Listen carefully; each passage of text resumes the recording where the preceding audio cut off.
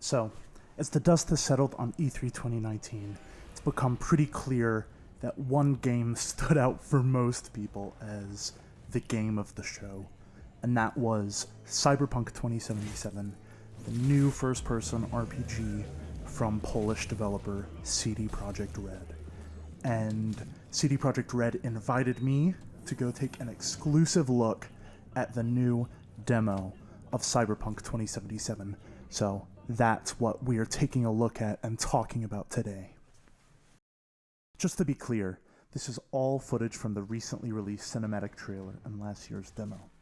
And for those wondering, yes, the demo I saw, the behind closed doors demo gameplay footage, will be released to the public eventually. They've said to expect that around the time of PAX West.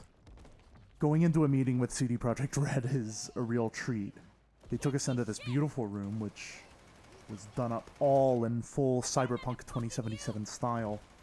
There was an open bar, which was very nice, and they told us to have a seat, have a drink, get your pictures and selfies, and all of the rest out of the way. And a few minutes later, they guided us, around 10 or 20 of us, into the presentation room. And I met some cool people at the presentation, too.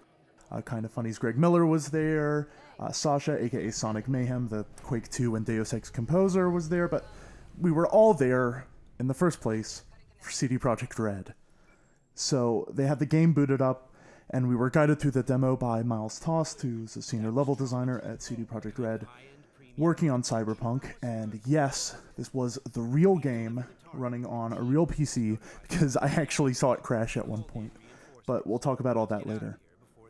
So while I was working on this video, a representative from CD Projekt Red actually reached out to let us know the specs of the PC it was running on, and it was an absolute beast.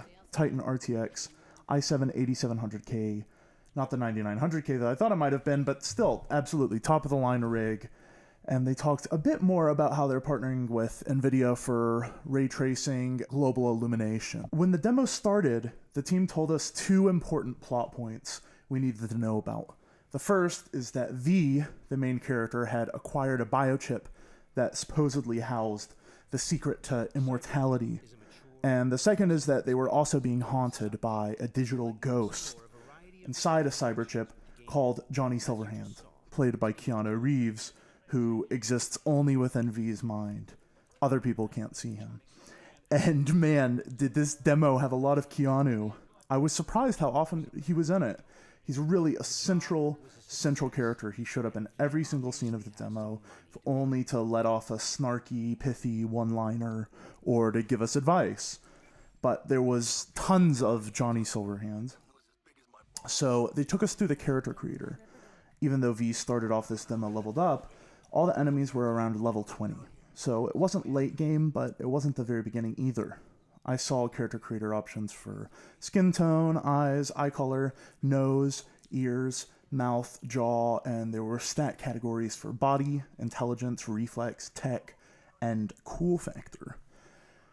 And so they had to choose a backstory for V, and there were three to choose from. A nomad, someone who was described as roaming the Badlands and rooting skyscrapers. A street kid, someone who grew up on the streets of Night City who really knows this world. Or a corporate, someone from a corporate background who's kind of gone rogue. And throughout the mission, new dialogue choices would open up based on what our backstory was. So certain dialogue choices were locked. It might say nomad only or corporate only. And that dialogue choice would only be grayed out if you're not a nomad or corporate. So if you didn't have those as your background, that part of the game was just closed off to you. And these unique dialogue choices, they told us, can unlock unique quests that are only for that particular background. You can get locked out of unique quests based on the dialogue choices you make. And not only the dialogue options relating to your character's background, but all sorts of different dialogue choices can lock you out of specific quests or open up different quest lines to you. And that seems like one of those things in this game that will give it so much replayability, just having those flexible choices in dialogue and how many different paths they can take you down. Our mission was to get in touch with the Voodoo Boys, who are a gang of expert hackers in Night City. Now, Mike Pondsmith, the creator of the original Cyberpunk 2020 pen and paper RPG, said he wanted the Voodoo Boys to be a scathing commentary on cultural appropriation. They were these gangs of white hackers taking Haitian and voodoo culture and making it theirs, but in Cyberpunk 2077, they're actually a group of mostly Haitian hackers who speak Creole, and there was even a chip that V had that allowed him to understand Creole, and these subtitles would kind of pop up over the character's head and then glitch into English with this cool visual effect. It's interesting how the Voodoo Boys have changed from their role in the original pen and paper game. Apparently, if we didn't have this particular chip, then we just wouldn't be able to understand what those characters were saying. So we were looking for this character called Brigitte, I believe that's how it's pronounced. I might be butchering that, but she's one of the Voodoo Boys' leaders, and apparently she might have more contacts and information about this mystery of the chip and Johnny and all of the rest of it.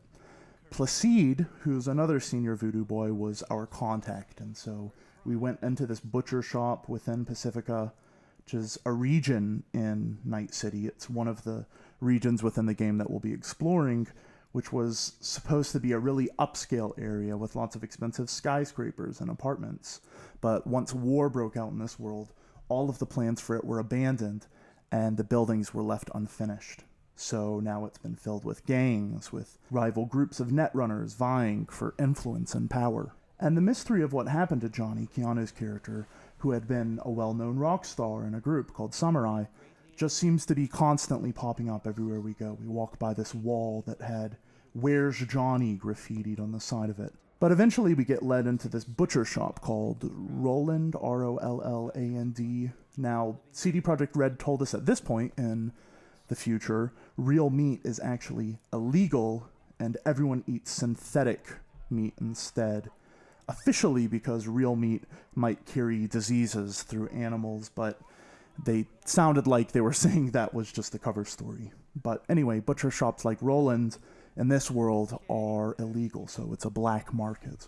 So we walk into the back of the butcher shop, and there's these huge machines grinding meat, carcasses hanging all over from the ceiling. And eventually, after asking around for a while, we find Placide. He's this big, buff hacker wearing a long, stylish leather trench coat. He's level 40, and he tells us about this huge mall in Pacifica called the Grand Imperial Mall, the GIM. It's an unfinished building that's been taken over by a gang of cybernetically enhanced, roided-out-looking bodybuilders called the Animals. And these guys are all meatheads. They enhance their physical strength with all of these cybernetic implants. In the front of the store, they took us to a shop where we could buy all sorts of stuff. New gear, new programs, and implants. But eventually we got led up to Placide's office. The upper levels of this building were very brutalist, very Bauhaus, with all these thick slabs of glass windows and concrete stairs. And so in order to check that V is up to the job, Placide wants to do a background check. And that background check consists of jacking directly in to V's brain. And so naturally, V is kind of worried about that. If someone has the opportunity to jack directly into your brain in this world, they could do all sorts of bad stuff or even kill you. But eventually they agreed, and there were options to try and resist, and even options with a particular skill check to try and trick Placide. But V agreed, and Placide jacked into their brain. They asked about the mystery chip, but V told them it was broken. Placide's eyes started glowing bright blue, and we were told that apparently that's what happens when you gain the ability to see entirely through someone else's eyes. So Placide gained the ability to completely watch V and even see through their eyes while V goes out on a mission to the GIM. So we went outside and got on this awesome red motorcycle, which was totally just the motorcycle from Akira, but in Cyberpunk. I want to take the opportunity to talk about how stunning the visuals were as soon as we stepped outside. I mean, I'm unclear whether the demo itself was running RTX. They talked about RTX global illumination, but regardless, the lighting, the shadows, the reflections, on the bike and on the environments were just almost beyond belief. I really have to wonder if it's going to be possible for the game to look this good on base PS4 and Xbox One, which it's still coming out for. But anyway, the game looked gorgeous. And then they showed us some of the third person on the motorcycle, where we got to check out V's sick samurai jacket, and we saw some of the customizations of their bike. But in general, the bike handling looked very arcadey. It wasn't aiming for super realistic driving. It seemed like they wanted to make it pretty simple, which is fine, but it looked good overall. We pulled up to the GIM and decided to take the back entrance, and your character has this scanner. It can zoom. I think the max zoom was up to 8x. It flashed up, warning, restricted area, as soon as we entered the back entrance of the Grand Imperial Mall. There's a big stealth element to Cyberpunk 2077. CDPR kept emphasizing how you could play the game without killing anyone. There's non-lethal playthroughs are a real possibility, and all of the rest of it. So this square marker pops up over enemies' heads with a question mark inside it when they're sort of suspicious of you. And it turns red if they notice you, and it goes back to blue when they're less suspicious. They showed us some of the sneak takedown options. When V walked up to an animal, they had the option to do a stealth kill, to do a non-lethal takedown. There were even context-sensitive options. V took down one enemy by a shoot, and they were given the option to take them down and immediately throw the body down the chute. So that's what V ended up doing. One cool thing for this private demo is that they had a developer menu, which obviously won't be in the final game, but it was sort of a cheat menu that allowed them to switch between multiple builds on the fly. So they had a female V called the Strong Solo build, and then the male V we were playing as was a net runner, so was hacking and stealth, seemed smart there. So I'll talk more about how they were switching from strong solo to netrunner builds, and that's what I'm talking about. It's something from the developer cheat menu. It's not in the final game, but as we were going through this mission, we kept seeing Placide's face pop up in the top left. Like in the other demo, when Dex was calling you, you get this sort of video call effect. But anyway, we came into this room filled with animals who were boxing. Was a big gym with weight machines, a boxing ring, and they were boxing against the training robot. So V hacked into the training robot and got him to thrash the boxer, and he hurt him really bad, but the other animals were sort of checking it out, but they were laughing it off for the most part. They were still a bit distracted by it, the whole thing, so V snuck through and over to this area with all these bench presses. And since all of the workout equipment is networked and digital, they could hack into it and drop the weights and kill the animal. It was pretty gruesome. So they tried to hack into a vending machine to distract more, but they ended up getting into combat. And there's sort of these bullet time moments when you do certain kills. Everything will slow down for a second. V took them out, and the body's ragdolling animations were quite good and funny. CDPR kind of played around with the bodies a bit while talking about how much focus they'd put into having well-done ragdoll animations, and yeah, they looked really good. So this is when we switched from the Netrunner build, the male V build, to female V, the strong solo. And it made the different approaches feel very unique. Previously, our Netrunner build might have hacked a strong door security system to get it open, but the strong solo build could just rip the doors open with her cybernetically enhanced arms. I just really appreciated the emphasis CD Projekt Red is placing on choice and having these flexible paths for missions with all of this variance based off your individual builds. It reminds me of the PC RPGs of yesterday, like Baldur's Gate 2, Icewind Dale, or Arcanum, games that placed a huge emphasis on flexible, scalable mission types. The leaders of enemy groups in Cyberpunk are called alphas, and they're kind of like mini-bosses. So we finally get to the lobby where V was trying to find this van, which is apparently creating a huge networked map of Pacifica, and they described it as something like Google Street View, but on a much larger, more networked scale.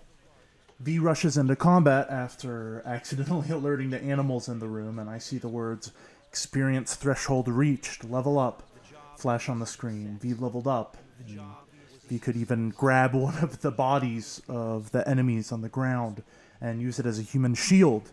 And apparently the cybernetically enhanced muscles of the animals make them fairly potent human shields. V could even walk over to an enemy turret, firing at them, rip the turret off, and use the turret's gun to take on enemies. Animals could rush towards V with superhuman speed, and the animations as they flashed towards them and took a swing were spectacular. Really nice animation work on bullet damage too, as enemies' bodies seemed to respond well to each shot. The gunplay looked pretty tight too. We got to see another really interesting weapon called the nanowire. It's essentially a laser garrote that can decapitate or otherwise disembody enemies. After V cleared out the rest of the enemies, he went to hack into the van, but he was interrupted after being detected by an expert netrunner of the rival clan to the Voodoo Boys, the Netwatch. Placide asks V to go after the Netwatch to deliver a message on behalf of the Voodoo Boys. V had a few dialogue options here, including a skill check where he could ask, "Can't we just search for him on the net, rather than tracking down the Netwatch hacker in person?" And then the game crashed. CD Projekt Red spent a minute or so laughing it off and heading into a folder full of batch files to pull up a specific moment in the demo, but in case anyone's wondering whether their gameplay presentations are live, they absolutely are, and they can even crash sometimes. Luckily, we were able to return to the scene of the crime, and V was back in, hacking into the 3D map of Pacifica that appeared when they hacked into the van and had been tracking. The Netwatch agent hacks us again. Placide informs us that he is the heart of the Netwatch. V's nervous about getting involved into a dispute between the two factions, but he's talked into it by Placide. We saw some more combat after that, and they showcased how Netrunner V could hack into turrets instead of ripping their weapons off, or how V could even hack into one of the animal's arms and force him to shoot himself. It was all a bit twisted, really, but still very, very cool. As we progress further into the GIM, every billboard starts lighting up as they're hacked by the Netwatch agent. They read, "Go back," or "Return." We soon come across one of the alphas, this one named Sasquatch, and it was a very interesting boss battle. They were invulnerable to physical damage, Sasquatch, and would only be damaged if V hit the glowing purple core on their back, and she had this huge cybernetically enhanced hammer which she was swinging around and doing a lot of damage to V. Eventually she pins V and hacks directly into V's head. Suddenly a meter shows up in the HUD which shows the Netwatch agent trying to hack you, and Placide's defense on the other side. They said if this meter fills up, then your character's dead. But we were finally able to kill Sasquatch, and we could even loot their hammer, their weapon, which I thought was very cool, but we didn't, and we continued on. V comes across a cinema, which is apparently what we were looking for, and Placide hacks in, so we can enter, and it's very beautiful. There are these red leather seats. Something was playing on the movie screen, I believe it was an old western or something, but V's connection to Placide gets cut when he enters the theater. Eventually, V's confronted by the other Netrunner, the Netwatch's Bryce Mosley, and he tries to tell V to betray the Voodoo Boys. He says that they'll betray V as soon as they're through with him, and he asks V to work with the Netwatch instead, but he's kind of a creep, and he was even a bit racist in the way he was talking about the Voodoo Boys, and in the end we decided to take him out and stick with the Voodoo Boys instead. CD Projekt Red told us that this choice we had made would have huge implications for the rest of the game. It would lower your reputation with that faction, but increase it with another in a way that kept reminding me of Fallout New Vegas, one of the best examples of faction systems in this type of open-world RPG.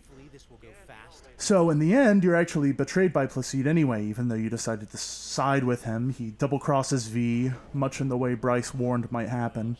Keanu's character shows back up and says it's a miracle you survived. Someone had hacked into the Netwatch server. So we went back outside and go to confront Placide, and a Voodoo Boy who was just outside looks really surprised to see V, like we were supposed to be dead. And so CD Projekt Red just decided to fast travel back to Placide's place instead of driving. The load times were really short on fast travel, only 3 to 4 seconds, and we're informed on the screen that our reputation has increased with a particular faction.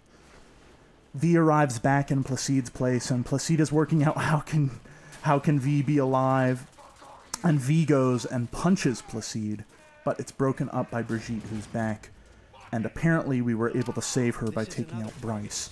So even though they tried to kill us at one point, we've now gained the trust of the Voodoo Boys, because we saved their leader. And so she's actually level 45. She takes us to this abandoned maglev subway station, and sparks are flying everywhere. There's all these amazing particle effects as the subway station comes back to life, and she tells us that we need to explore cyberspace if we want to find the answer to the mystery of the chip and Johnny. And she tells us about this legendary netrunner, Alt Cunningham, and in the original Cyberpunk 2020, Alt Cunningham was even apparently Johnny Silverhand's girlfriend, and Alt is apparently the first person to upload their entire consciousness and their entire existence into cyberspace. So V gets hooked up, slipped into a bathtub full of ice, and they're allowed to jack in to cyberspace. It's hard to explain cyberspace in Cyberpunk 2077. It's all these pulsating columns of light, neon outlines of people's silhouettes.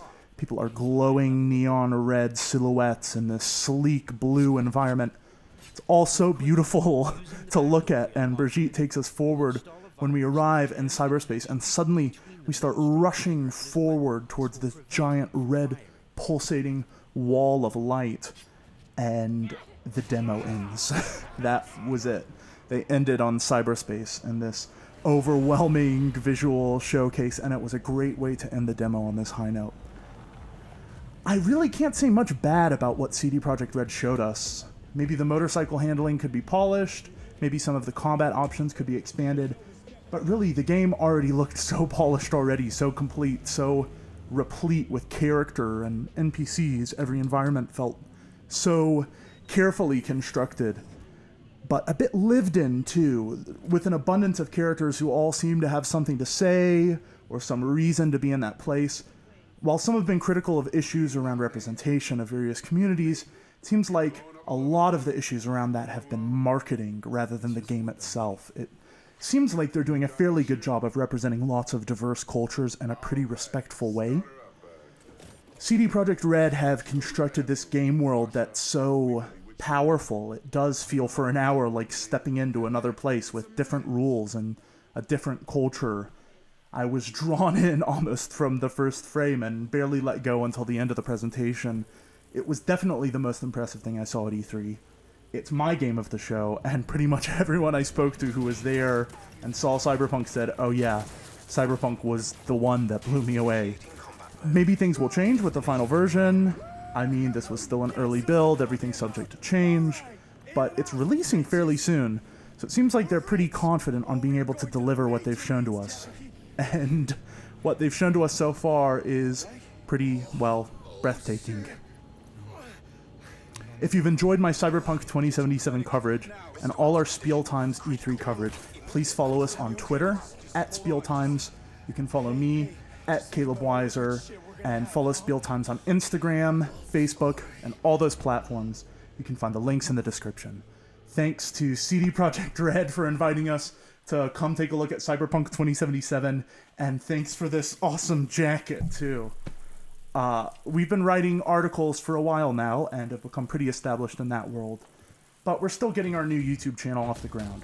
So if you like this video, please give us a like, subscribe to our channel, and ring the notification bell so you can get notified when we have a new video. And if you didn't like it, please leave us a comment below to let us know what we need to do better next time. We'd love to hear your feedback. Thanks for watching. Just take the fucking chip, Dex.